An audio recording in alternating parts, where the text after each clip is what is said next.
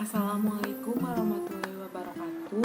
Perkenalkan, nama saya Asifah Nurbaiti dari 2FA3 dengan MPN 191F0314. Di sini saya akan menjelaskan tentang prinsip dasar desain obat 3, yaitu bagaimana kita mendesain molekul obat yang sesuai dengan targetnya. Karena suatu obat harus kita desain sesuai dengan targetnya.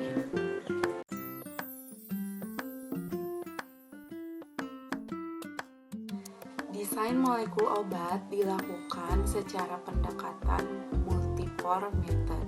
Multipore method, jadi setiap molekul obat memiliki farmakopor, toksikopor, dan juga metabobor.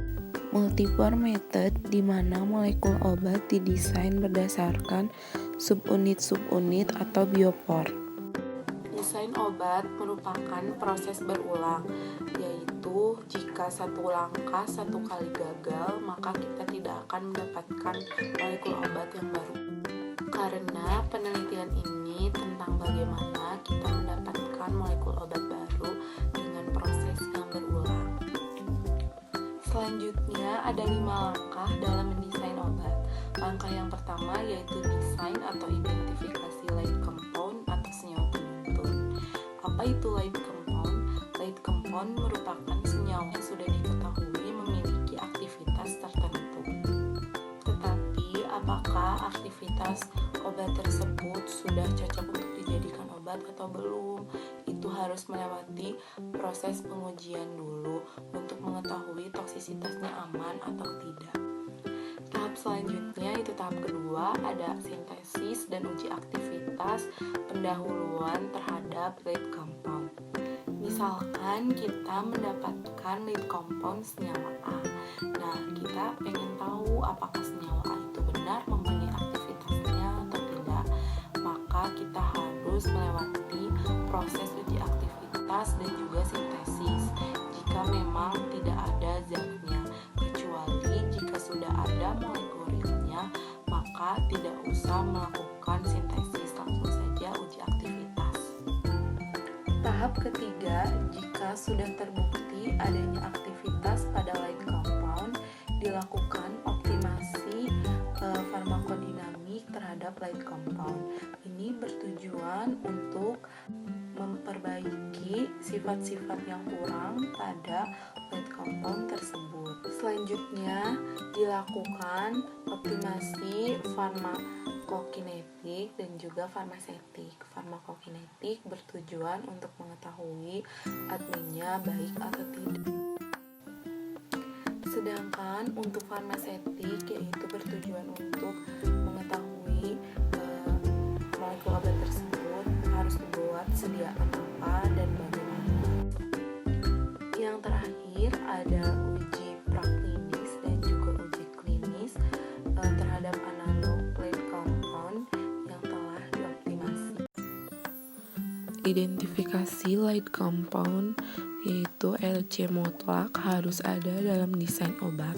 LC adalah prototipe dalam desain obat di mana upaya optimasi difokuskan kepada molekul tersebut.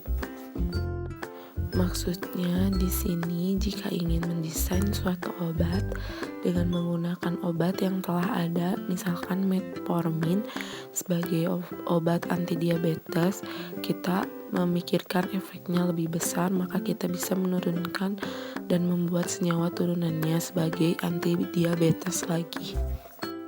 Biasanya merupakan molekul yang telah diketahui aktivitasnya, namun masih perlu optimasi untuk menjadikan molekul obat. Jadi tetap saja jika sudah mempunyai aktivitasnya, kita perlu optimasi dulu pada molekul tersebut. Selanjutnya ada bagaimana kita mendapatkan lead compound. Ini ada caranya. Yang pertama yaitu secara kebetulan, misal pada kasus diazepam, asam valproate, dan kedua ada sumber endogen, misal pada hormon, enzim, neurotransmitter. Dan yang ketiga ada sumber eksogen, misalkan pada metabolit tanaman. Keempat, desain obat rasional. kelima, sintesis kombinatorial dan HTS. Yang keenam, genomics atau proteomics. Selanjutnya ada sejarah penemuan obat, yaitu pertama kali tahun 1842. Contohnya misalkan pada ether yang pertama sebagai anestetik tahun 1842. Oke, di sini selanjutnya ada desain inhibitor enzim, yaitu yang menjadi targetnya adalah enzim. Molekul obat yang bekerja sebagai inhibitor suatu enzim berarti berperan mencegah enzim bertindak sebagai katalis terhadap suatu reaksi. Jadi di sini molekul obat tersebut tidak ada efek samping tersendiri, namun dia hanya memperlambat dan mempercepat molekul yang ada di dalam tubuh. Contohnya seperti enzim. Jadi, obat yang dapat bekerja pada inhibitor enzim tersebut adalah obat yang dapat mempercepat atau memperlambat pada enzim, yaitu dengan cara inhibitor yang bekerja pada sisi aktif. Inhibitor reversibel, molekul obat dapat berkompetisi dengan substrat untuk menempati sisi aktif enzim atau competitive inhibition. Contohnya pada yang bekerja sebagai inhibitor kompetitif ada diuretik, statin, ACE, dan antidepresan. Maksudnya enzim yang diinhibisi adalah jadi molekul yang dapat menghambat bahkan menghentikan reaksi enzimatik dengan mengotori permukaan katalis. Inhibitor irreversibel yaitu inhibitor yang bekerja pada sisi aktif. Irreversibel yaitu artinya tidak dapat kembali. Jadi inhibitor ini mampu membentuk ikatan kovalen dengan suatu asam amino pada sisi aktif enzim dan secara permanen memblok enzim tersebut. Inhibitor ini biasanya mengandung gugus fungsi elektrofilik yang dapat bereaksi dengan gugus nukleofilik suatu asam amino. Gugus elektrofilik terdiri dari alkil halide, epoksida, keton, tak jenuh, alfa sampai dengan beta, lakton, dan laktam.